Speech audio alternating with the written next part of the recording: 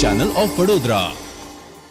રાજકીય આગેવાનના પુત્રની હત્યા બાદ પાલિકાની દબાણ શાખાની ટીમ દ્વારા શહેરના વિવિધ વિસ્તારોમાં કરવામાં આવેલા ગેરકાયદેસરના દબાણોને દૂર કરવાની કામગીરી યથાવત રાખવામાં આવી હતી।